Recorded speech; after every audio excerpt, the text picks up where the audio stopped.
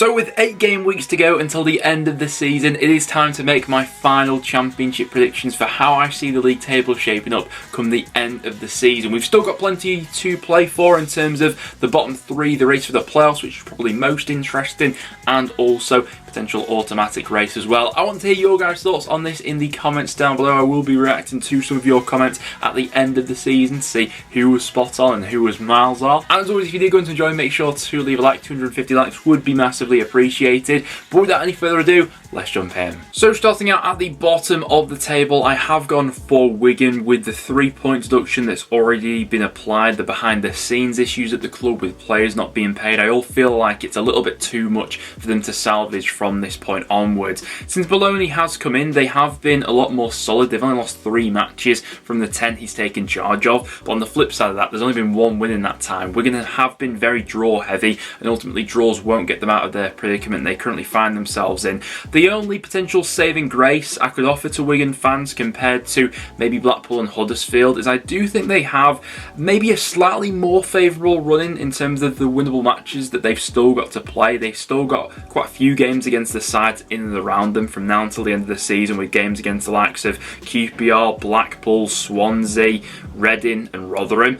But everything else taken into consideration, I think they're my picks for bottom at the moment. In at 23rd, I've then gone for Huddersfield. Can Warnock pull off a little bit of magic? I'm not all too sure. They did get that brilliant win away at the Den, which sort of caught everyone by surprise, and whether or not they've got more magic left in the tank from now until the end of the season, that may be able to get them out of this predicament. But what really, I think, could hinder Huddersfield is the fact that their fixture running really is looking quite tough. 5 of their remaining 8 matches are against sides currently in the top half. I think that Warnock has made them a little bit more rigid and solid at the back, but once again, a real lack of goals and quality in the final third I think will just mean it's one step too far for survival. And then as my final relegation pick, I am going to go for Blackpool, so I am keeping things as they are in terms of who's in the bottom 3 right now and who I see going down at the end of the season. I think these 3 have been probably the obvious picks for quite some time now, and Blackpool, I mean, have been a little bit up and down under Mick McCarthy. They had that bonkers 6-1 win over QPR, but obviously then followed up with that 4-1 loss against Coventry before the international break. What I think will turn out to be absolutely pivotal for this Blackpool side is the immediate 2 games after this international break. They've got a Lancashire derby against North End in terms of their return to action, and after that they follow it up with a home game against Cardiff. If they manage to come out of those 2 games with a healthy points return of 4 points or so, then suddenly the script is completely flipped, and I could maybe see them getting out of this situation. But if those 2 games both go against them, I really struggle to see them turning it around, with still games to come against the likes of West Brom, Millwall and Norwich at the end of the season. Then coming in 21st place and just avoiding the drop, I have gone for QPR. They've not been in the relegation conversation all season, but after how dismal their form's been in the calendar year of 2023, they've been sucked into this position. They're currently on 42 points, and generally speaking, I struggle to see them picking up many more points from now until the end of this season. It was a awful way to end on a really sour note before the international break, losing 6-1 against Blackpool to then follow it up with a home loss against Birmingham, which was a bit of a all or nothing match for them. And once again, quite similar to the running of fixtures that Blackpool have at the end of the season, I think QPR's fixture running is looking really tough, particularly their last 5 matches where they play Coventry, Norwich, Burnley, Stoke and Bristol City, and the predicament they currently find themselves in, how easy it's been to sap this QPR side of confidence. I really don't see them picking up many more points between now and the end of the season, and their only saving grace, I think, 1 is the points they already have on the board, and maybe picking up a result against, in those games that they come back in against Wigan or Preston perhaps. But other than that, I struggle to see many more points QPR getting on the board. Coming in 20th place, I've then gone for Rotherham United. It wasn't the best of ways they sort of left things off on prior to the international break. They had back-to-back losses. They then had that game against Cardiff where things weren't particularly going their way. They didn't look great in that first half, but ultimately that game got postponed and will be rearranged. So a little bit of a wild card having that game in hand at the moment. I just feel as if there is enough battle within this Rotherham side to grind out 2 or 3 more results, which I think could just about keep their head above water. In terms of the fixtures to come, in terms of playing sides around them, they've still got that replay against Cardiff, and on the final day of the season they go away to Wigan, and if Wigan's fate is already sealed by that point and Rotherham's isn't, that could end up being a favourable game where the Millers, look to get something from to go ahead and get themselves over the line. As things stand, Cardiff are 4 points above the relegation zone, and I do see them getting over the line, but I do anticipate things to be quite close from sort of this point of the table to the bottom 3, particularly Blackpool and Huddersfield, where I don't think they'll be sort of a million miles away from these sides who I've got above them at the moment. The wild card, like we were mentioning with Rotherham before, is the fact that they do have that game in hand, that replay to be played once again, and quite similar to Blackpool actually, the 2 fixtures that Cardiff come back from the international break I think will be really important in setting the tone for the finish to their season. They've got a home game against Swansea, which I don't need to tell you how big that game will be in terms of a confidence booster, morale, or something that could totally drain it from the players. And after that, travelling to Blackpool in what should be a winnable game for both sides really, that they'll both be targeting 3 points from. So I do see Cardiff just about getting over the line. But I don't think it's going to be sort of great entertainment value along the way or anything like that. And there are still some pretty tricky matches to come, with games against the likes of Sunderland, Sheffield United, Watford and Burnley still to play. Now in 18th place at the moment I have got Reading, but this is... it's impossible to place Reading at the moment because everything has gone quiet over these last few days on the potential 6-point deduction that they are facing, and as a result of that, it's hard to make a definitive prediction on where I actually see them finishing, because a 6-point deduction is absolutely huge in the context of Reading's situation at the moment. Because of how much their form has tailed off over these last couple of months, a 6-point deduction puts them right back in it in terms of the relegation battle right now. And to be honest, I'm not sure how many points I see this Reading side picking up from now until the end of the season. So this prediction right here is based on no point deduction being applied to this Reading side, but if that -6 is slapped on,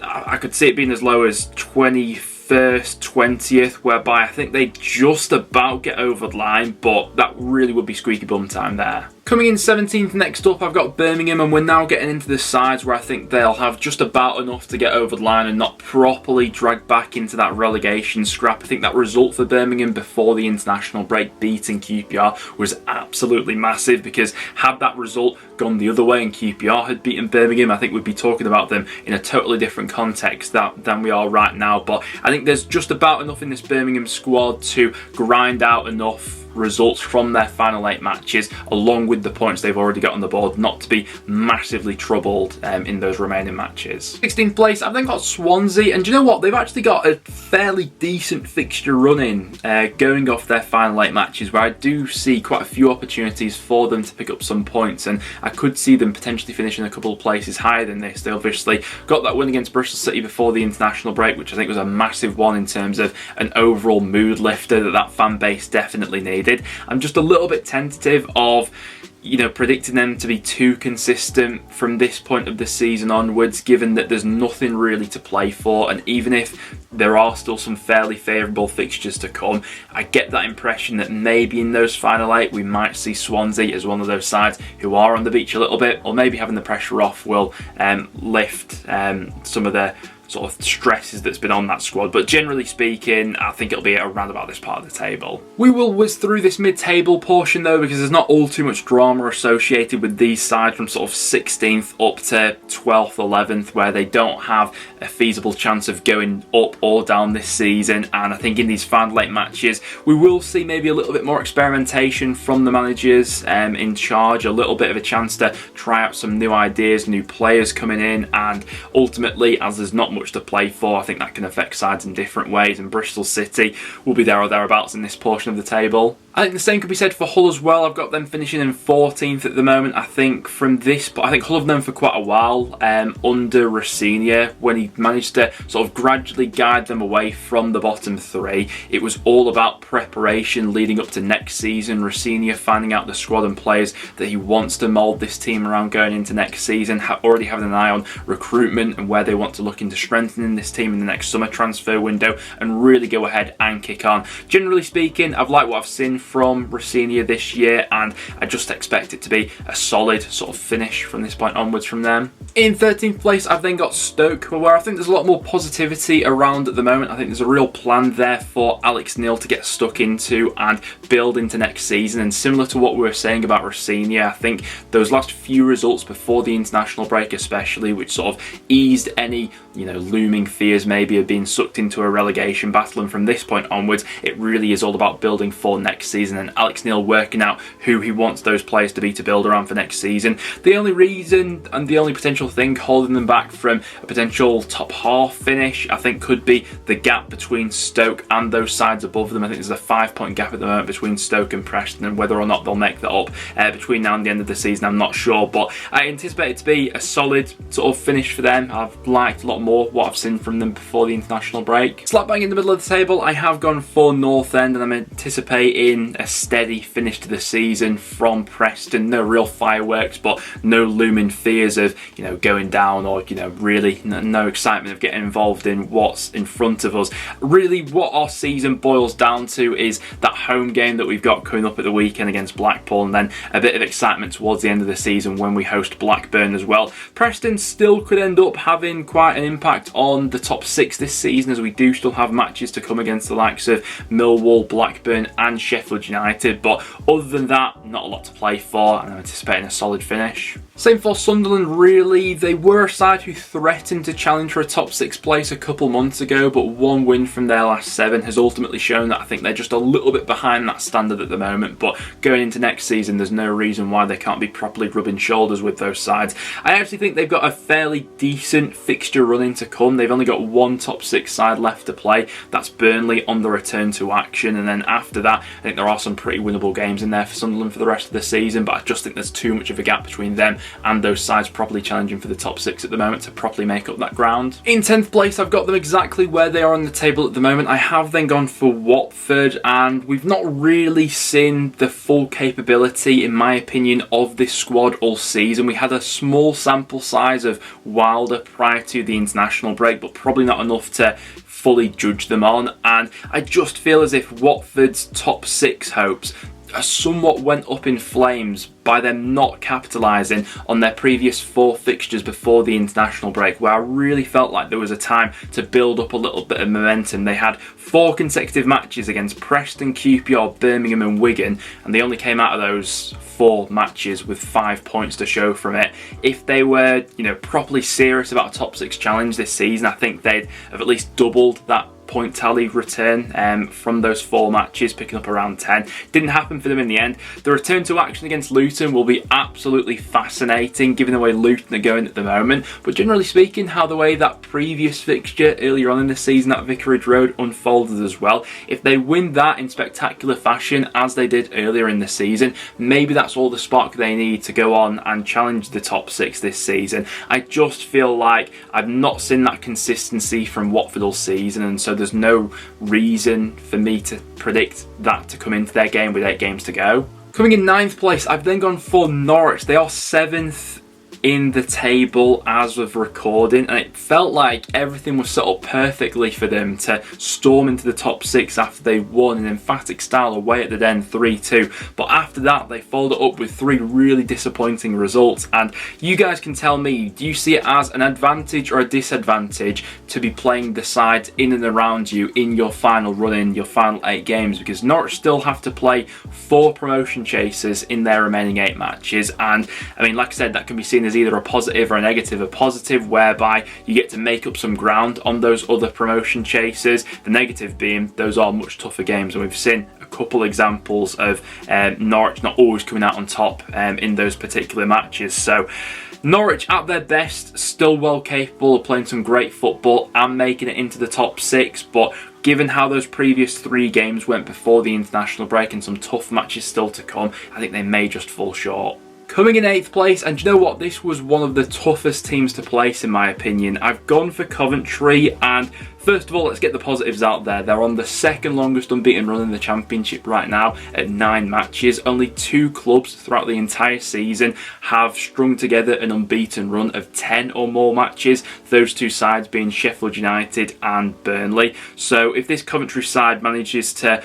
maintain this unbeaten run between now and the end of the season, that would be absolutely miraculous. Based on the last 10 matches, I think there's only been 2 or 3 clubs in the Championship to have picked up more points than Coventry have. The only thing I could potentially see harming them is one too many draws in those final 8 matches, particularly because they are playing catch up, and we've seen a few examples of that.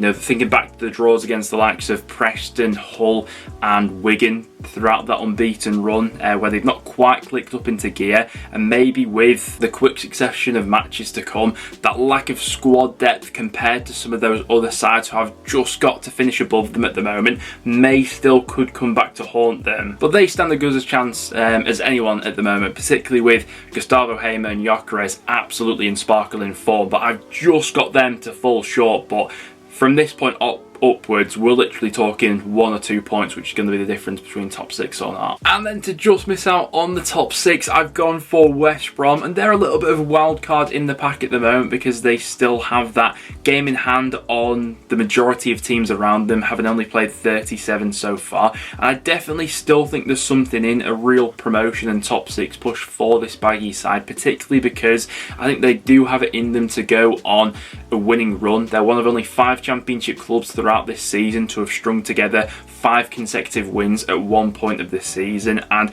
there are some tough head-to-heads to come, but on top of that, they've also got a fair few winnable matches as well. Certainly expect them to pick up maximum points from games against the likes of Rotherham, QPR, Blackpool and Swansea, and if 1 or 2 of those tough head-to-heads can go their way against the likes of Millwall, Sheffield United, Sunderland or Norwich, then I do still think there's something in the waters potentially for a top 6 spot for the Baggies come the end of the season. But maybe the teams that I've got to pick them at the moment just have a little bit more in the bank than they do. To go ahead and finish in that first top 6 spot, I've gone for Millwall. Now, it wasn't the greatest of ways to leave things before the international break. A very winnable game on paper against Huddersfield that they ended up losing 1-0, but ultimately it was just one of those matches where Huddersfield didn't really create much but scored from one of their few opportunities, and Millwall had a total of 18 shots, 72% possession, but nothing ended up going in the end. And I do think that was a little bit of a one-off, and I do think they've got some quite favourable matches to come for the remainder of the season. Back-to-back games that they return to Championship action with are pretty tough against West Brom and Luton, but if they come out of those 2 matches with a healthy points return from that point onward, I think it's a fairly decent run, with games against Hull, Preston, Birmingham, Wigan, Blackpool, and then final day of the season against Blackburn. I think there's enough winnable matches in there for Millwall to get over the line, particularly with the teams below them having to catch up on them. In 5th place, I've then gone for Blackburn. Still a little bit tentative in the back of my mind that they could slip out of the top 6. They've got a pretty tough final run in, with their final 5 matches being against Coventry, Preston, Burnley, Luton and Millwall. So I definitely think they need to take full advantage of their first few matches back in action. But what served this Blackburn side very well this season is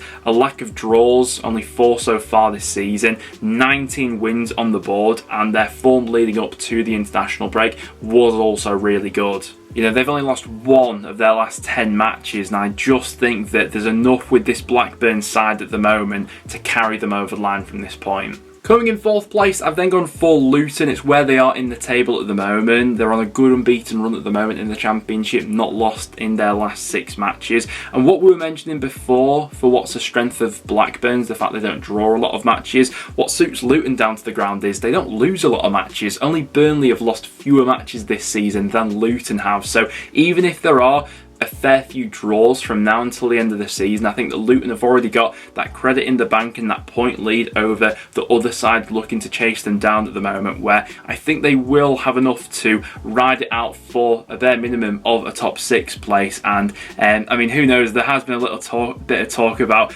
if, you know, we're still considering Middlesbrough in a top 2 race, then we have to throw Luton into that conversation as well, given they're only 3 points behind Middlesbrough. I don't see them in that conversation, but for a top 6 place, I think that's a minimum. I think there's going to be such a fine margin between 3rd and 2nd come the end of the season, and I bottled it a little bit with my prediction because I do think there's a real chance that Borough do pip Sheffield United, but I have gone for Middlesbrough in 3rd place. I do think they have a slightly tougher run-in than Sheffield United do, but what suits Middlesbrough, I think, is the fact that of the 4 promotion chasers that they still have to play for the remainder of the season, 3 of those matches are at home, so they've still got home games against Burnley, Norwich and Coventry, and you know, winning all those matches along with some pretty winnable away matches to come as well, and they're definitely in the top 2 picture come the end of the season. And I did a little bit of a calculation before, and we're literally talking 1 or 2 points I see separating Middlesbrough and Sheffield United. The only thing that sort of the Blades have in their favour, because I think it is Middlesbrough with more of the momentum at the moment, is the fact that they do have a 3-point lead and a game in hand as well. So as soon as that extends to 6 points, I feel as if we still had 12 games to go of this championship season, I think that would be enough time for Middlesbrough to properly catch them and overthrow them. But with 8 games to go, or with 9 in Sheffield United's case, I think they just get over the line. I think that Blades fans recognise that they've not been at their sparkling best recently, but their fixture running, I think, is looking quite favourable come the end of the season, particularly looking at their last 3 matches against Preston, Huddersfield and Birmingham, all very winnable. And if they still have a lead over Middlesbrough with 3 games to go, I would expect Sheffield United to go on and be promoted from that point onwards. It's just a case of if they drop enough points in the matches leading up to that point. They also have an FA Cup semi-final to come against Man City as well.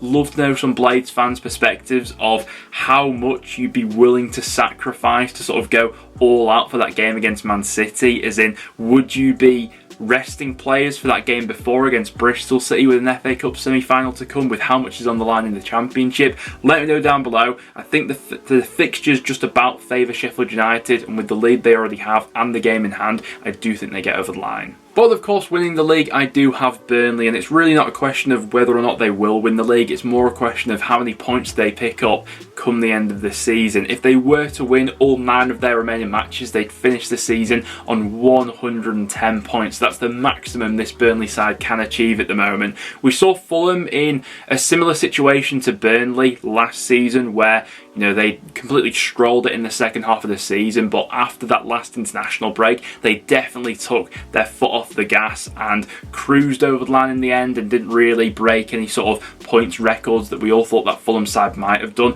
I don't think that's going to be a case with Burnley this season. I think that company's got them playing with such a consistency. They're so well drilled and disciplined that I don't think they'll be easing up off the gas, and who knows, Reading's 106-point record could be in jeopardy this season, because Burnley, I really do think, are that good. But guys, there we have it. As you can see to the side of me, those are my final standings for how I see the championship table finishing up come the end of the season. I want to get your guys' view on this down below though. Who do you see making it into the top 6, and who are going to be the 3 going down? But apart from that, guys, that will wrap it up for today's video. If you did go on to enjoy, make sure to leave a like and do stick around and subscribe for some regular championship content. Thank you very much for tuning in, guys, and I'll see you all in the next one.